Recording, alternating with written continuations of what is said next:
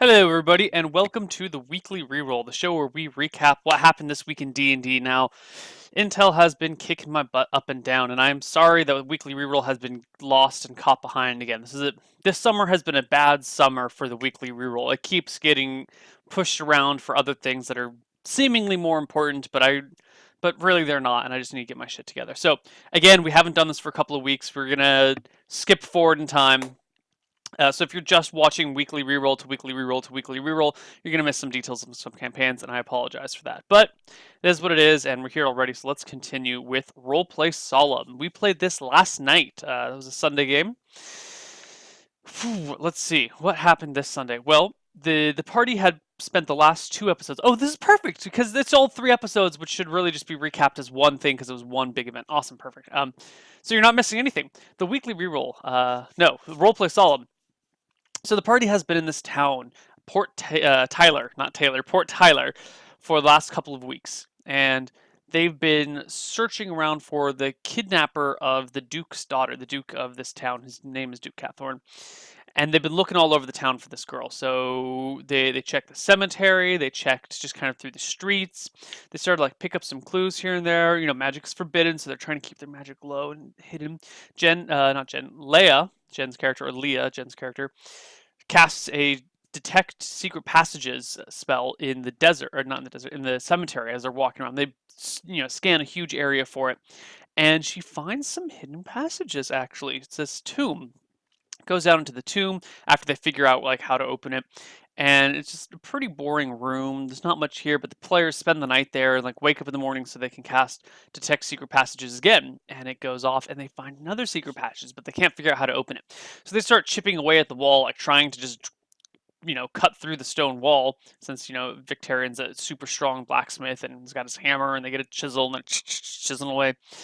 Then this dude shows up. He's like, "What the fuck are you doing? This is my grandfather's tomb, blah, blah, blah."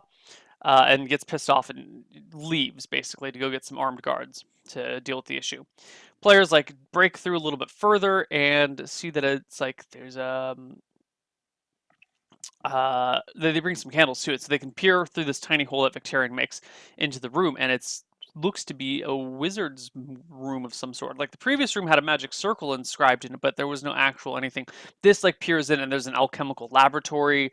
There's some library. There's some desks. It looks like a little tiny wizard shop, like buried underground. Anyway, the guy comes back. He's got some guards. There's some arguing. He says he's got like the word of the Duke that they have to leave the cemetery alone and leave it be. And the party's really suspicious of this guy, whose name is Ricktar, Lord Ricktar. So they're trying to look into him. They question him this way, they question him that way, and he becomes their primary suspect until the Duke's daughter is found. She's found by Lady Morrowhammer, who's a widow and one of the Duke's friends, and the girl is found in her basement of all places. So the party, you know, hears about this, is a little bit, well, maybe there's something here, but the case is closed, the girl's found, everything's all right. So they go to have dinner, and Ricktar's there, and Lady Morrowhammer's there, and the new captain of the guard is there, because the old captain of the guard, who was guarding the girl when she got kidnapped, it was like fucked. He can't, like, he no longer knows, he can't even wield a sword anymore. He can pick it up, but instead of being the best sword fighter in 7 cities, he is kind of a useless slug. He's, according to the Duke, his daughter could beat him with a stick now. So the new captain of the guard is there. All these people are here at dinner. It goes on. It's not that big of a deal. And after dinner, JP, whatever his character's name is, Zanzel, decides to go, poke in on the girl, check on her, make sure she's okay. He talks to her for a little bit. He asks her questions. Apparently she is madly in love with someone, still is, doesn't want to talk about it, doesn't care what anyone thinks, because she's young, she's like 16, and she's just super in love with this guy. And she doesn't want to say anything more about that, but the party just kind of leaves it be. That night, she goes missing again from her bedchamber. And it's weird because there are guards posted on the door and no one came through that door. And the only other way out is the window, but it's a balcony and then like a 2-story drop down below. How the fuck? You can't just jump out that balcony. She would die. Like she could not survive that fall. I mean, technically she could. It like D8 life versus 2d6 damage. So in theory she could, but then she would have had to like risk her life to jump. It was completely ridiculous. No one's gonna jump out of the 2-story window like that. That'd be dumb. So the party's like, what the fuck's going on here? And they start searching the city again. They go to Lord Riktar's place because he's their suspect number one, and they meet Riktar's son Reptar, and they start questioning them all sorts of things left and right and center. And Leia starts using her ESP to try and get in their minds and figure out what's going on. It seems like they're pretty innocent of the situation. So the party kind of like leaves them alone after some questioning, and then heads over to Lady Morrowhammer's house and starts searching the house. And it's near dawn when they're searching her house, I think. Something like that. And they find the girl there, actually. She is holding or they eventually she's like running.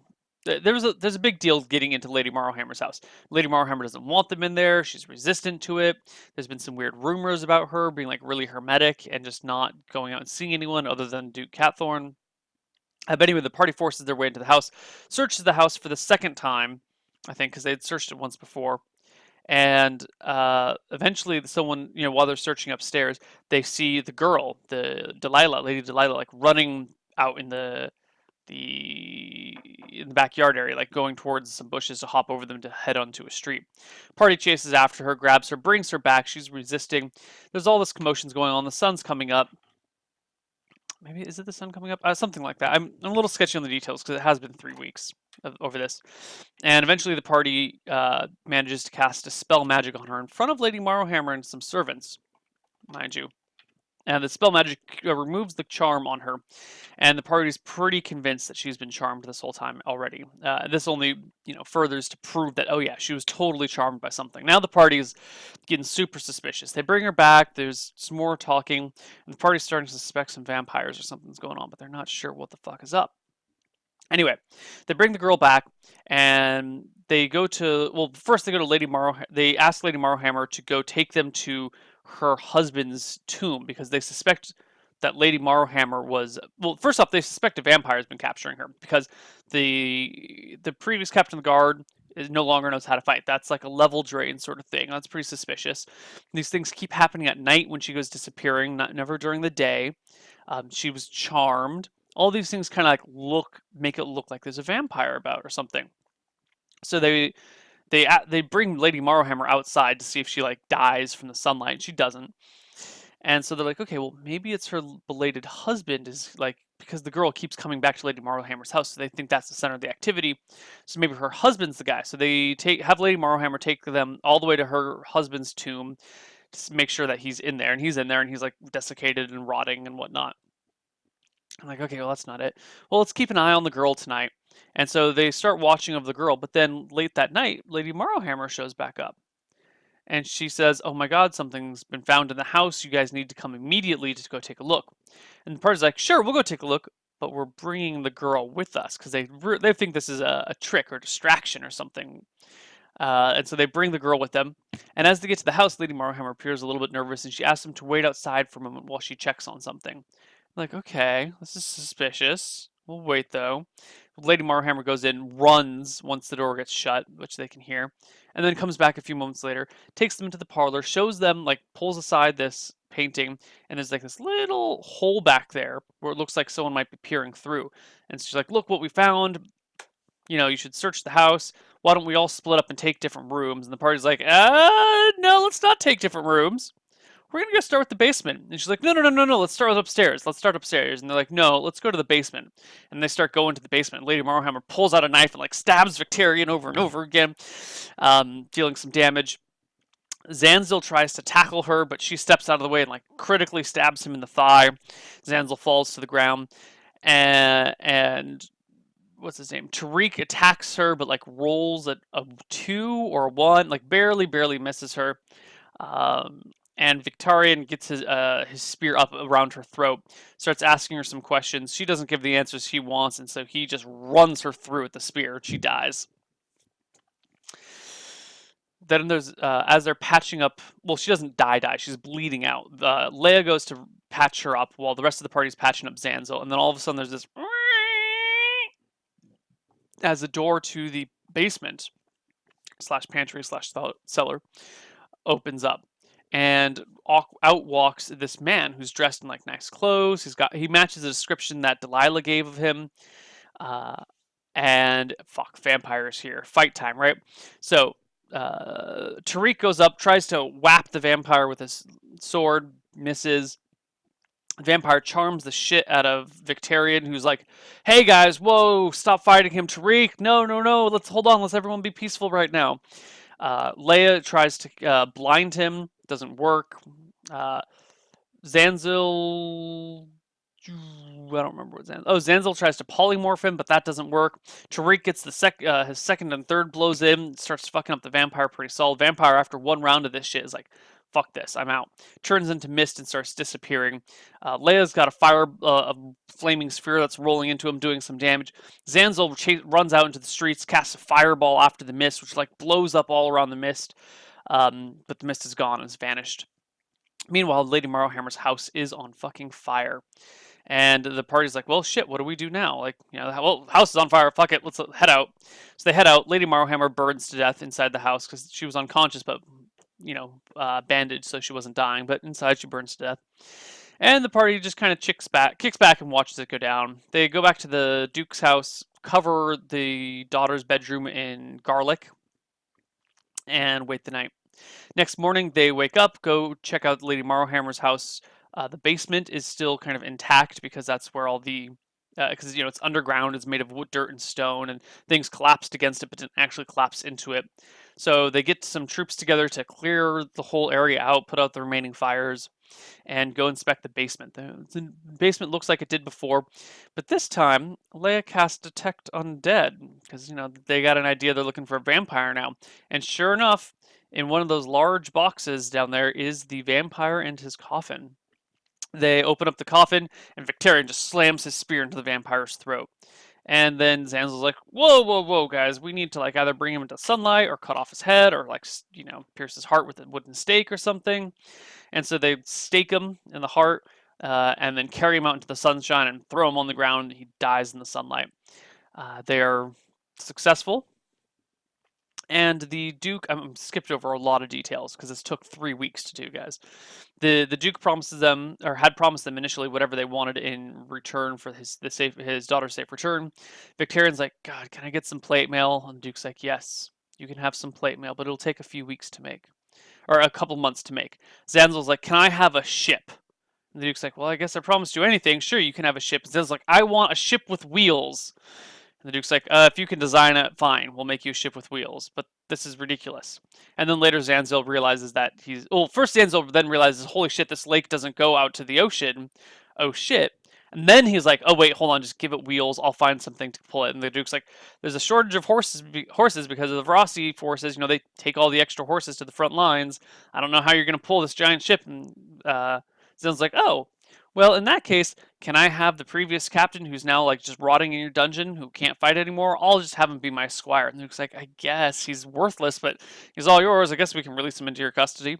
And Zanzil is like preparing him to polymorph him into a mastodon, I think, or no, a mammoth, so that he can pull the ship for them. Which is another thing entirely. Tariq gets knighted. I think that's somehow he requests that.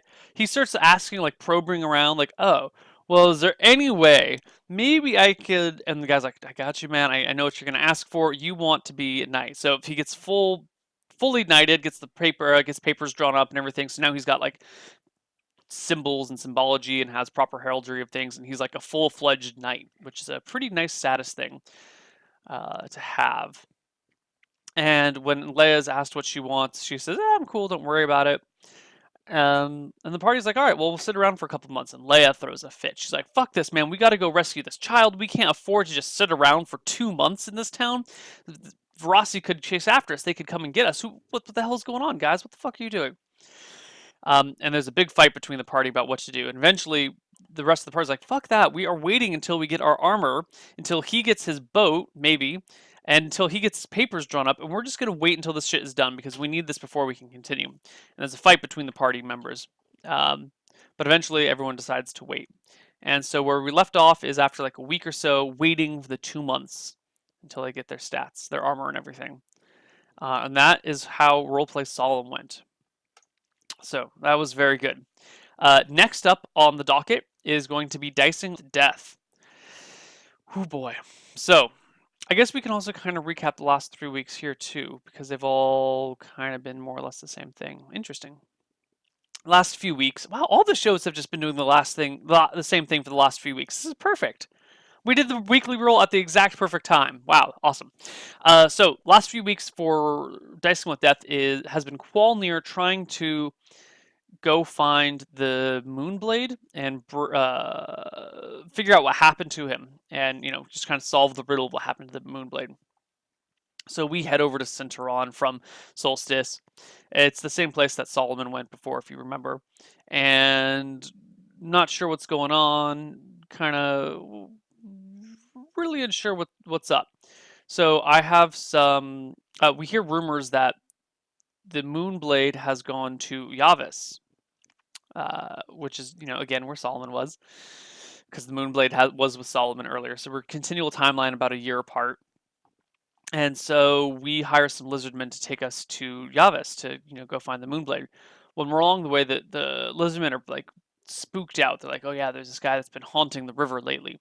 And as we get up to near the waterfall, that big waterfall, if you remember it, the Moonblade shows up while Solomon goes over to check him out and talks with him. It's basically the ghost of the Moonblade, and Solomon's like, "I'll put your wife to rest because the Moonblade's complaining about it. If you can help me with this, and this other thing, and it'll all be great. Don't worry about it." And so the Moonblade's like, the Moonblade and not Solomon, Qualnir all come to like this agreement. Qualnir's gonna head back. He's gonna get rid of the Moonblade's wife's body is like sitting in storage somewhere. It's gonna get shipped home, and then there's also gonna do.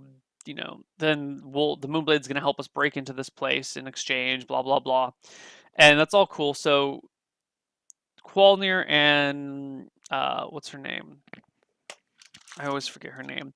Michelle. Qualnir and Michelle decide to head back on foot. For some reason, I don't remember why we're heading back on foot instead of by boat.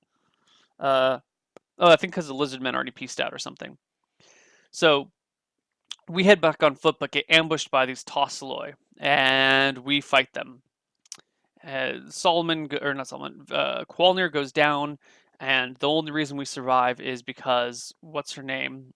Michelle has learned a spell that she used earlier in Centauron. She's got the first level spell Color Spray, which basically knocks people out, renders them unconscious. Hold on one sec, guys. Perfect.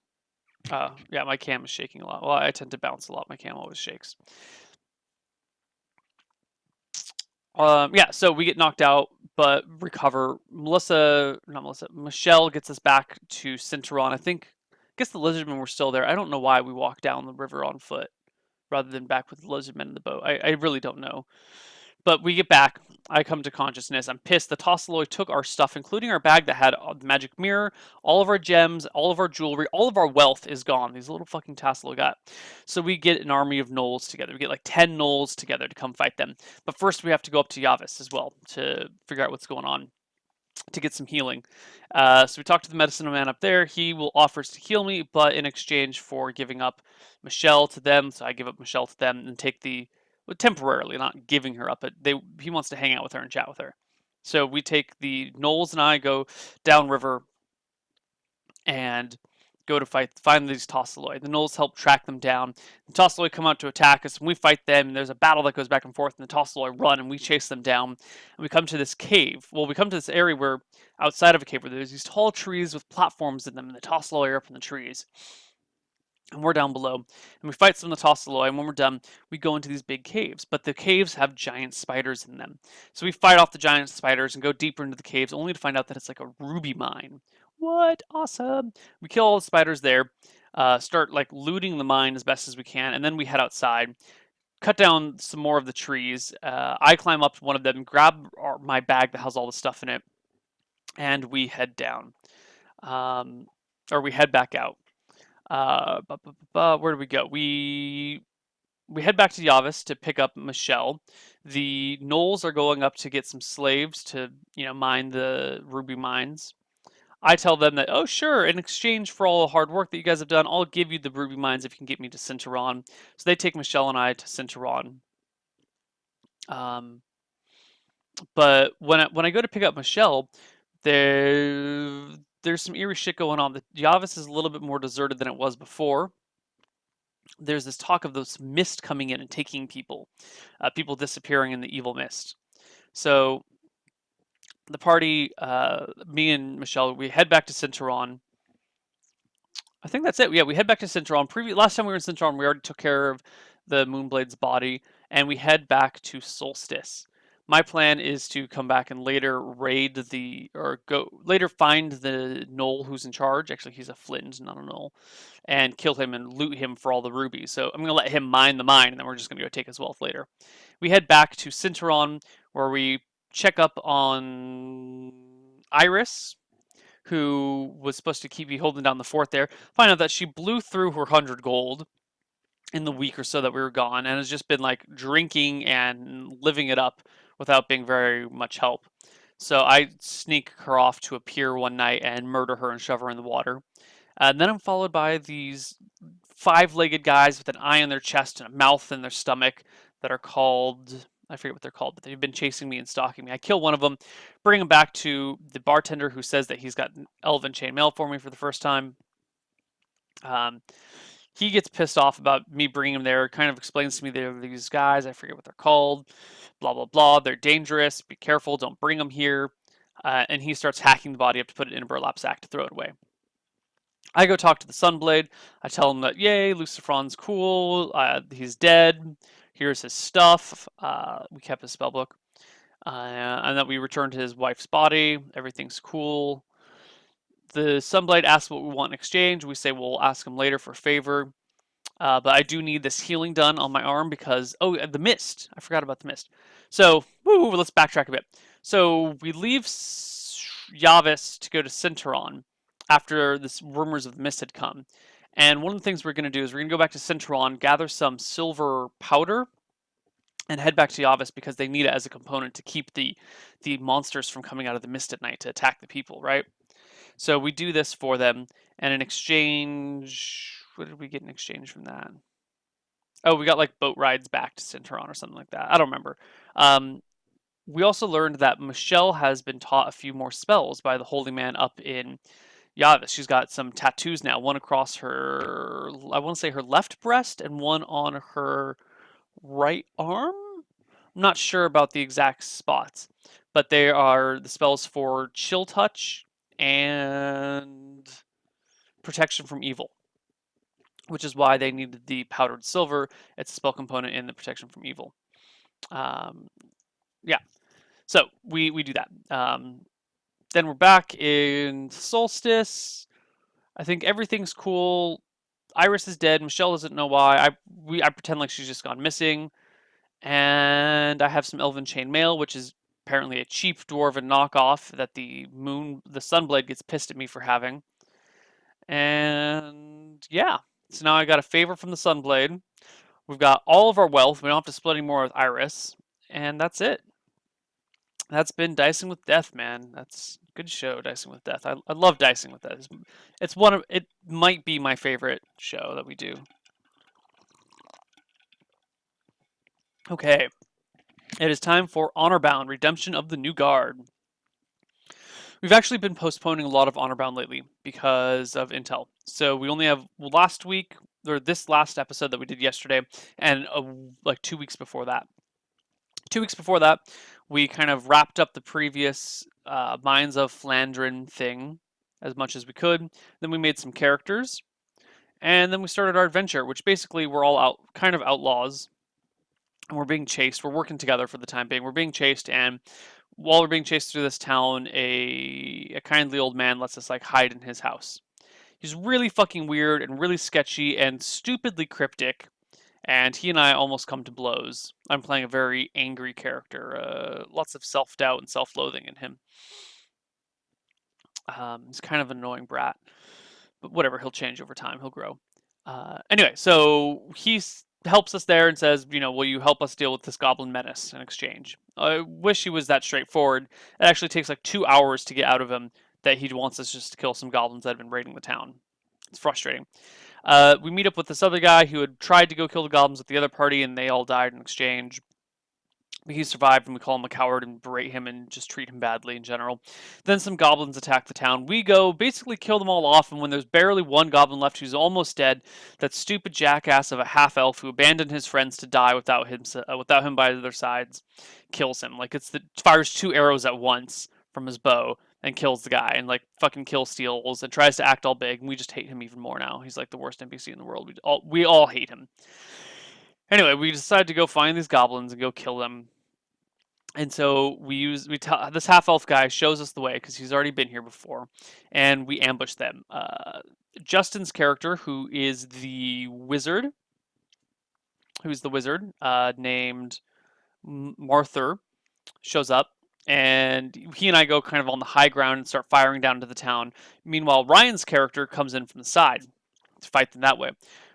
Eventually some guy comes in, hits him, another guy comes in, crits him, and Ryan's character is down. First time on then his round comes up right after he gets knocked down. Rolls a 1 on his death saving throw, is down to 1 death saving throw left, or could die the next one. Archer, with the battle continues, we try and kill the goblins as much as possible, go to save Ryan as much as possible. Justin casts sleep on them, knocks them all out. We get to Ryan, but it's too late. He fails his next death saving throw and is gone. He's dead. First episode, Ryan's dead. I guess episode and a half now. So we're kind of like distraught over this, but we managed to finish off all the other bad guys around us and go check out the top. There's the elf guy rolling around in some blood. And it's like, they're all dead inside, blah, blah, blah. I keep an eye out while Justin's character goes in, opens a chest, gets some money, gets this magical mace. This mace that looks magical. It's like gem encrusted. And we take it with us. The elf guy, like on our way back, we hand it to him because like, oh, this used to be my friend's mace. And he starts acting fucking weird about it. Really weird. So Justin like, fuck you, we're just gonna kill you. You've been creepy ass motherfucker this whole time. You're dead. Blah, blah, blah. So we kill him. And in his dying words, he says something about his master that wanted it, or something cryptic, which makes us just hate him even more. We fucking just stab him over and over again. He's the Jar Jar Binks of our campaign. Was. He's the Jar Jar Binks if you actually got to kill Jar Jar Binks.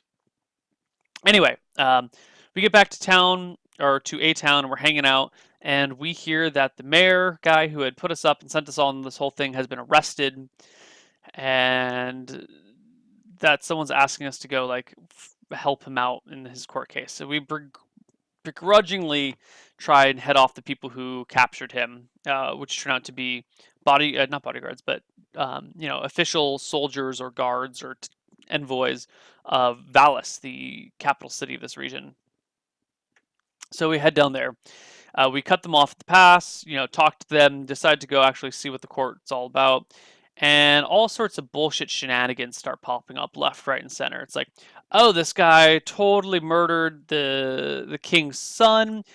And we're like, well, why? How do you know he killed the king's son? It's like, oh, well, he was found next to the king's son's body with a knife in his hand, and they were both unconscious. Well, the king's son was dead, and this guy was unconscious. We're like, well, wait a minute. It's like a 4-day ride to this town. How did you find him? And it's like, oh, well, this wizardess here knew that he had died and told me the moment he had died. We're like, what the fuck? So she knows the moment that he dies, and you conveniently have a whole bunch of guards who are in that area who can just like show up as soon as he's dead to arrest this dude.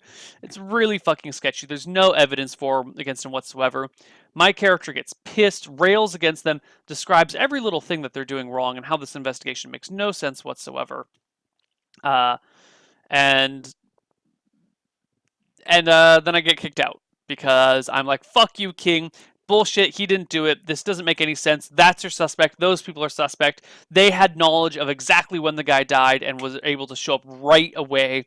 They're really fucking suspect. I can't believe you'd even try and, he's an old man. He's like 75 years old. How is he going to kill the king's son and a couple of his guards while they're on a hunting trip? He's a fucking old man. Like, well, maybe he's working with the people who killed him. Such bullshit, but whatever.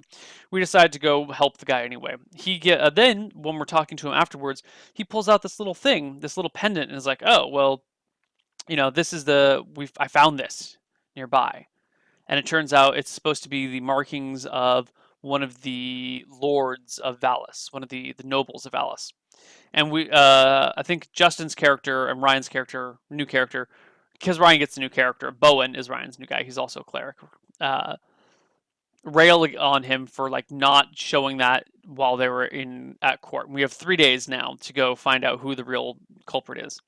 So we start searching around, asking about, um, and we start asking about who makes these things. And we find after some effort, find the guy who makes them, and we start threatening him and shaking him down. And he's like, "Well, there's this guy who comes and collects these for us, and then passes them out to the nobles. And well, which noble does he work for? Oh, he kind of works for all of them, but the nobles don't know that. They each think he only works for them, and I don't know who he works for. And he's really sketchy and weird, and we just rail him on that, being irresponsible and stuff. And we're pretty frustrated with him too.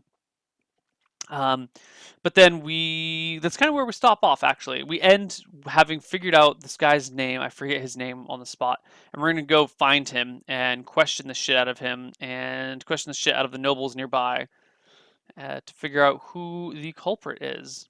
And then we're going to expose them, take the old men back. And the three of us are all just like really salty and kind of grumpy about this whole thing. But, we're trying to redeem ourselves. We've been bad people in the past, and we're trying to get over that by doing the right thing. Even if other people around us are incompetent, we're still going to, try and make up for the things we've done in the past. As for the things that we've done in the past that are wrong, we don't know about Ryan's new character. My guy is literally a race trader. He's an elf who worked with orcs and goblins to hunt down humans and elves because he was kind of like outcast from society, and then accidentally ended up hunting down his own family with them. Didn't realize until afterwards, and has now decided, okay, I gotta get on the straight and narrow. Justin's character is a dwarf. His whole family are priests. His dad's a priest. His grandpa's a priest. His brothers and sisters are priests. His mom's a priest. Like everyone in his family is a priest or cleric, right? But he wanted to be a wizard, and they said, "No, you can't be a wizard. We're all clerics." He's like, "No, I want to be a wizard." "No, you have to be a cleric." "Well, fuck you, I'm going to be a wizard," and leaves. But then ends up getting involved with this guy who is, what do you call it? Fencing things and like getting involved in the slave trade. And he accidentally ends up screwing his family over too via this guy. And so he leaves, and is now trying to make up for the horrible things that he's done with, I think he sold his family into slavery accidentally, something like that. And I don't know about Ryan's new character's background very much. I know he's a fallen priest. He did something. I'm not sure. Anyway, that is Honor Bound. Let's move on to Misclicks. Misclicks also, the last 3 weeks we've been working on the same damn puzzle. I can't believe I didn't realize until now that we finished up the Misclicks puzzle, we finished up all the dicing with death things, and we finished up the solemn things. Everything that revolved around these big plot lines that took like 3 weeks to solve, we all just solved right now, which is pretty cool. Anyway, Misclicks. They were looking for Jeremiah. Jeremiah, the gnome that they had rescued from the warlord camp. I forget the warlord's name. They had taken him back down to his house in Hoskar, where he got polymorphed into a rat by his like arch nemesis and disappeared.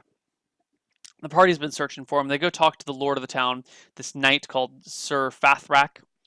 And he says, "Well, I can have my spies figure out some information for you, but you need to go get the sword for me. The sword's in my father's crypt, and it will make, secure my position here as leader." And the party's like, "All right, it's a little weird, but we'll go do it." And they try and break into the tomb. They spend like a week or like a full episode and a half trying to break into this tomb, but there's these, what do you call them? Stone guardians, these golem-like guys guarding the tomb.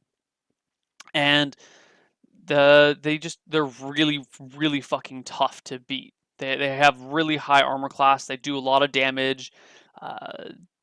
They hit pretty easily. The party, tries to fight them for a while, and eventually they start chasing the party because the party could go into the tomb, fight them, and then come back out, and they never left.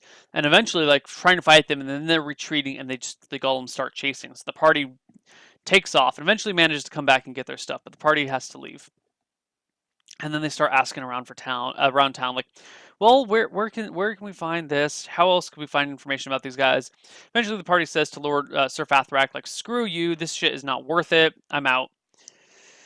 And they're looking around, so they decide to talk to the other wizards in town. They ask them. The other wizards are not very helpful. One of them won't even talk to them.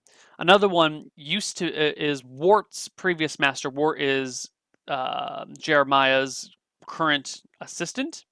And so this guy used to be the assistant of this other person. And once he sees Wart, he's just pissed off and angry and grumpy, blah, blah, blah. So the two wizards aren't very much help. The party's kind of frustrated. They're like, well, what do we do? And then they start asking around at this bar. Does anyone here might know anything about these guys, this group of bandits that live in town somewhere? And the bartender's like, well, there's this kid who's been saying some weird stuff. You should talk to him. They eventually hunt down the kid and get him blackout drunk, like so drunk he, you know that sort of drunk when you see that sort of drunk sort of thing. And the kid just starts telling him all sorts of things. It's a hilarious scene where he and Arcus are like working together on this thing, and the girls are totally like pretending to fawn all over him, and he's just like living it up. He's like, "Oh my god, life is amazing," and spills all of his secrets to the party. He tells the party where they're hiding, which is in the sewers, and his best way of getting there, which would be to like float and like underneath the layer of sewage, because it's a river plus all the refuse that falls down. So it's not pure shit and piss, but there's some clean water in there, but it's pretty nasty still. If you can float under the river, no one's going to look for you, and then you can pop up and surprise everyone. So the party takes the wrong lesson from this and builds a raft in the sewer and floats down the sewer on the raft. They took the wrong lesson. They have, what's his name, the knight there with them, Steel. They have Steel with them, but because they're going to be floating on this raft, they all take off their heavy armor first so that they don't drown. Anyway, they get down in the sewer and fight some rogues in their way, and eventually make it to the headquarters in the sewer, which is like near the end where everything flushes out. And a fight ensues. Steel dies, like flat out dies in the fight. Emma is knocked unconscious and almost dies. Our Adia gets knocked unconscious and almost dies. Like literally, we thought for a few minutes, we thought Adia was dead. Like, then we were like looking through the rules, looking for a rule that could save her life, and eventually stumble on something that we had misinterpreted one way. I'm like, okay, cool, Adia's still alive, awesome. But she was basically dead. But yeah, anyway. The battle continues. What's his name? The main wizard who had captured Jeremiah gets killed, and some of his other men get killed. But in the end, they all escape, or not? They don't all escape, but some of the lower minions escape with Jeremiah and this chest that had been sitting, hanging in the middle of the room. And what's his name? There's a second in command. This guy that's using a trident, and he manages to escape too. Like he's trying to kill Adia and Arcus manages to knock him into the sewer and save Adia in the process. Just barely though. She was at -9, I think, by the time he bandaged her. And then they kind of loot the area. They search around for a bit. They find a woman who's had her tongue cut out that's been chained up in a room. They find a spell book, they find some potions, they find some cool things. They take the woman home. She's happy to be home and safe and rescued and whatnot. They tell the Lord, no. Then they start searching around, and they go back and talk to that kid again. And that kid doesn't remember them, has never seen them before. His mom's grounded him, and he's, the kid that had told him where they were, where the enemy was in the sewer. But eventually he managed to squeak out that, oh, well, they kind of talked about this other place that I think might be their secondary base of operations. It's an inn in this town one town over. The party goes to the one town over, finds the inn. As they start walking in, the guys are in the inn. They totally notice the party. The barkeep tells them to go fight outside. Battle starts outside. Adia enlarges Arcus. Now he's 8.5 feet tall and fighting these guys. And it's a pretty sweet battle that ensues. And eventually the guy surrenders. One guy dies. One guy's blinded and running through the city. And the trident wielding guy surrenders when it's very obvious that he has no chance of winning anymore. Trident guy's given over to the town guard there, who lets the party know that, hey, there's actually a reward out for killing these guys and whatnot. Party goes in, takes the loot, heads back, tries to collect the reward. The Lord Fathrax or Sir Fathrax says, "Whoa, sorry, that reward stopped being valid a long time ago. Sorry, can't. Nope, nope, nope." And only further proves what a jackass he is, because he came off as a jackass earlier. He was hitting on Adia really badly, like uncomfortably. It was bad. He was a gross guy. Anyway, we leave with the party having rescued Jeremiah. Emma is unblinded because she was permanently blind before, but she leveled up to the point where she could unblind herself. They dispel magic on the rat, bring him back to his full form, and everything is happy, so it seems. And we leave the party having completed all of their objectives and most of them leveling up once or twice. And that is it for misclicks, which means that is it for the weekly reroll this week, everybody. I'm glad we managed to get to this. I love the weekly reroll, and we're going to keep it up. Sorry that it's been spotty as of late, but it will continue and hopefully get better. So if you stick around, we're going to be doing cartography in a few minutes, and after that, we're going to do behind the screen, which is where we plan a D&D campaign. And that's it, guys. Take care, everybody.